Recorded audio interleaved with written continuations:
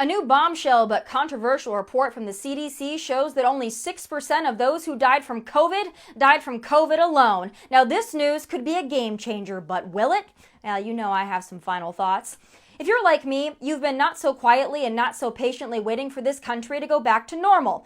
Real normal, not the new normal. If you're like me, you understood and were willing to make sacrifices back in March to flatten the curve, protect vulnerable Americans, and ensure our country had the hospital beds and resources to weather this COVID pandemic. But if you're like me, you've been rather frustrated and perplexed at how that 2-week flatten the curve thing we were sold turned into a 6-month flatten the country, the economy, mental health, in-person learning, in-person voting, weddings, funerals, sports, concerts, bars, live music, and about everything else.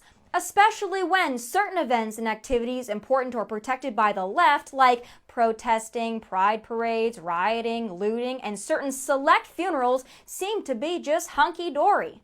So if you're like me, now that the CDC has released a new report based on death certificates that a whopping 94% of Americans who died from coronavirus had other types of health conditions and contributing causes in addition to the virus, you're wondering why in the hell we're still forcing businesses, business owners, and employees to remain in perpetual lockdown and perpetual economic misery.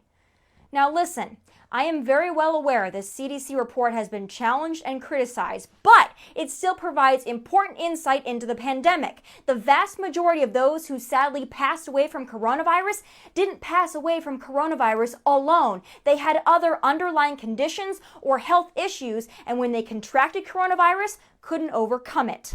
So given this information, shouldn't we focus some energy into other areas of health like diet, exercise, and overall better habits? Maybe reopening gyms would be a good start, huh? Just a wild thought. But the notion that after all this time and this new data, we should continue on this same path toward the dark train of unrecoverable recession is ridiculous. Just look at the number of otherwise thriving businesses around the country that will now be permanently closed. That's someone's dream, someone's family legacy, someone's entire sense of self-worth that will never recover. And guess what? That's important too. Now listen. That's not to say the virus isn't something to still take seriously. We still need to make sure we are reopening safely and responsibly and protecting the most at risk. But it's for damn sure time to loosen the lockdown, shutdown, infringement stranglehold these mainly Democratic mayors and governors have around our necks. I've been saying it for months now. Living and livelihood are intertwined. And when you take away someone's ability to work and provide for themselves and their families or get up with a purpose beyond checking the mailbox for a government check, you aren't truly looking out for the best interests of Americans.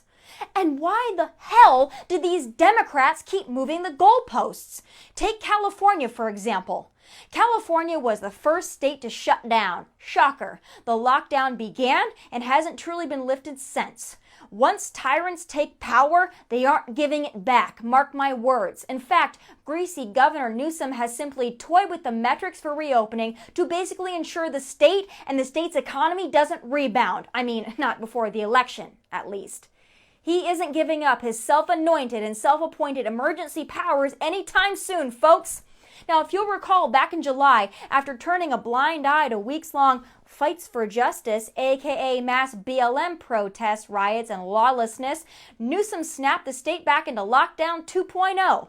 Yeah, all those businesses and especially salon and gym owners who were living on a prayer of normalcy had that prayer snatched away.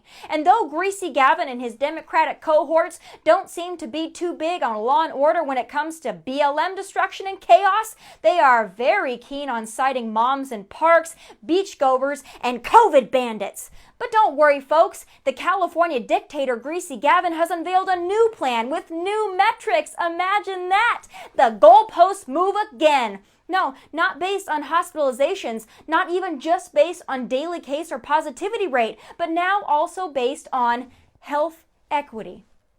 What the hell is that, you ask? Well, now, not only will counties have to essentially report an essentially unattainably low amount of cases, they will also have to show progress in addressing health equity, meaning race. Yep, you heard that right. A county's ability to move through tiers of reopening will now also be hinged on how they address racial disparities. Because why not introduce a woke element into this thing, right? Unbelievable. Now, clearly California and California's governor have perfected this sick dictatorship, but it doesn't end at the left coast. Oh no! Here's another doozy that is sadly not shocking at all. The testing numbers may be inflated or at the very least misleading. You don't say. For the love of God, can someone please explain to me why we are still buying into this new normal BS as our country and our people lose everything? Oh wait, that's right. There's an election coming up. And there you go.